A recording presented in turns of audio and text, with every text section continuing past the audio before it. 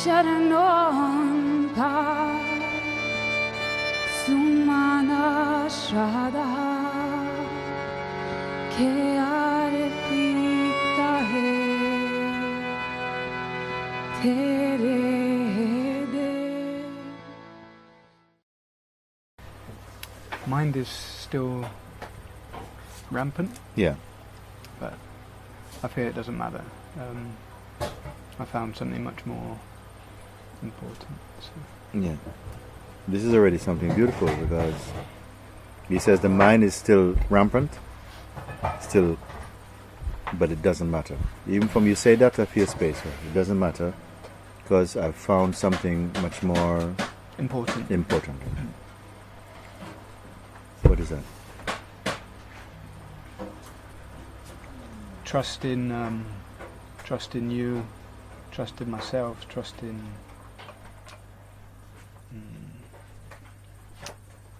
beingness, Something, yes, something is more close than trusting in beingness. Be the beingness, because it's no distance. The beingness is no distance, so you don't even have to trust in it. It means that you just must claim it, be one with it, Because if you trust, then you create a duality, a distance. It's something I have to do.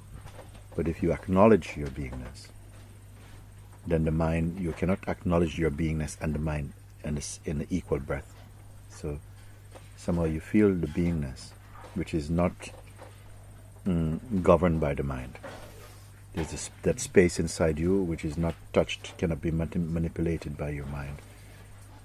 It doesn't believe in your mind. It simply is a place of being. And everyone is more invited to become more aware of that, of the space. Then when it's like that, you don't have to try and even kill your mind or nothing. Let the mind be there. Because the mind cannot exist without your interest. That's what a fundamental observation, recognition, insight. Your mind cannot exist, it cannot thrive, it cannot live, it cannot expand without the support from you. And the support you give is, first, identity.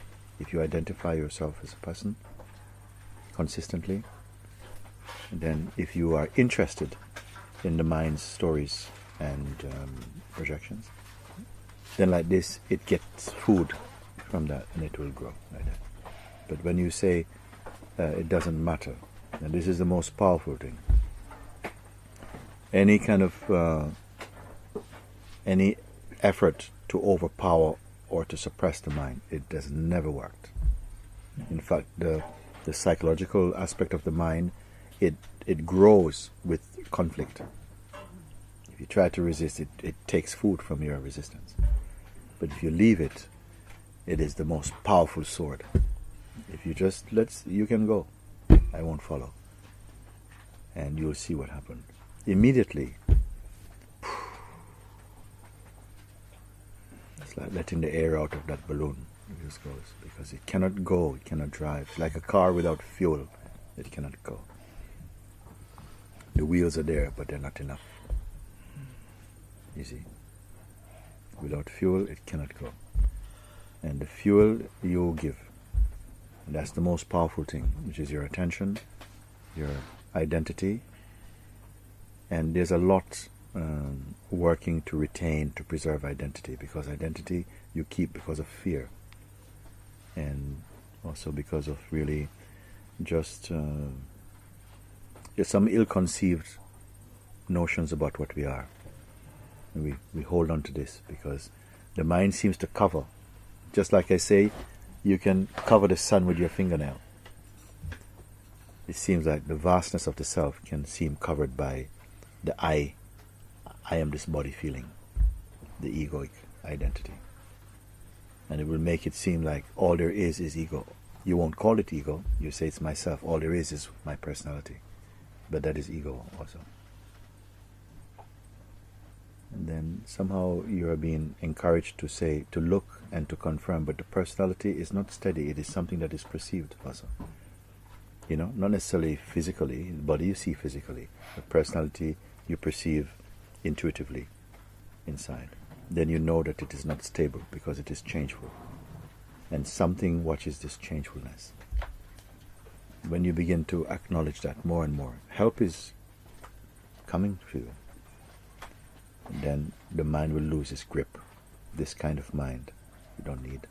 Nobody needs a kind of mind. You see. Then your mind will not be a kind of mind. You become kind mind. Calm mind. It is what I'm saying. If you get it, I don't need to say too many things to you after this, because it brings you back to yourself. And once you return home, you don't need teaching. You don't need instructions anymore, because almost all the instructions in the world is to help you to find home. When you're home, you will not need any instruction. You just observe that life flows, and you have the joy of experiencing the flow of life without being somehow entangled in the streams of the mind and personality. So a lot of help is with you. A lot of support is with you.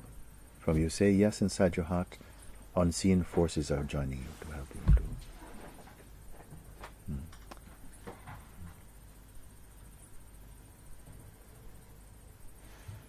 Yeah, I obviously see that in you.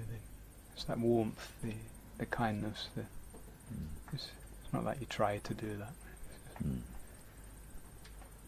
It's our natural being, isn't it? Is your natural being.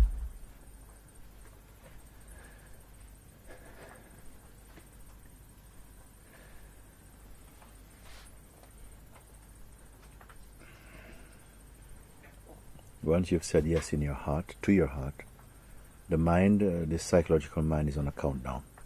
It's just like that. It's going to be gasping for breath. You don't need to believe any of the things it says, even the good things. You don't get entangled in them. Just keep your attention in your being. Just be the being. Just be the being. And all these storm clouds, they will melt out. Because there's a space inside everybody, this stillness. This stillness has no religion. It's not a Buddhist stillness or Hindu stillness or Christian stillness. It is earlier than religion. It is pure. It is synonymous with the being. It's the fragrance of beingness, you see.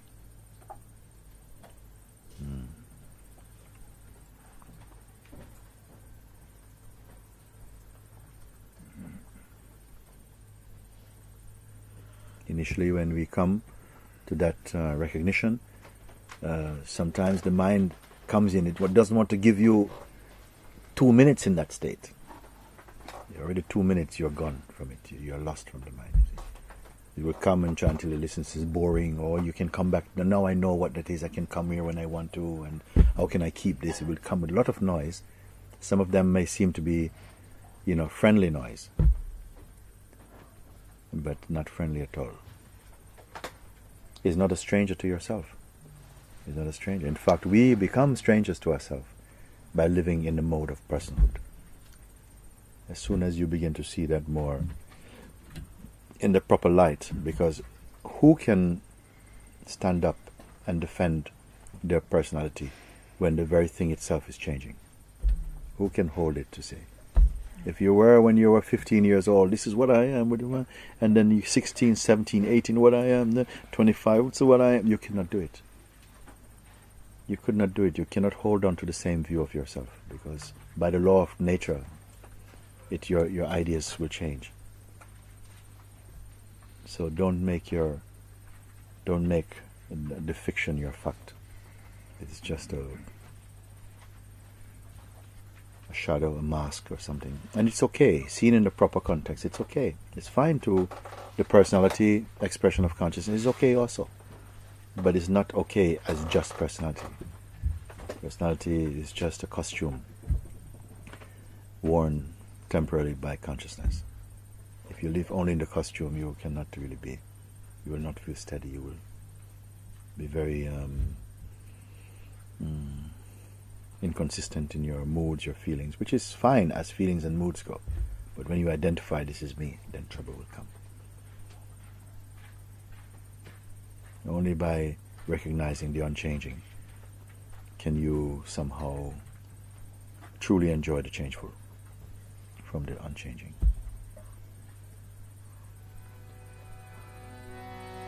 तुम ही हो बाबा मैंने मेरे विचारों में पुकारों में तुम ही हो बाबा मैंने मेरे विचारों में पुकारों में बना ले यंत्र अब मुझको मेरे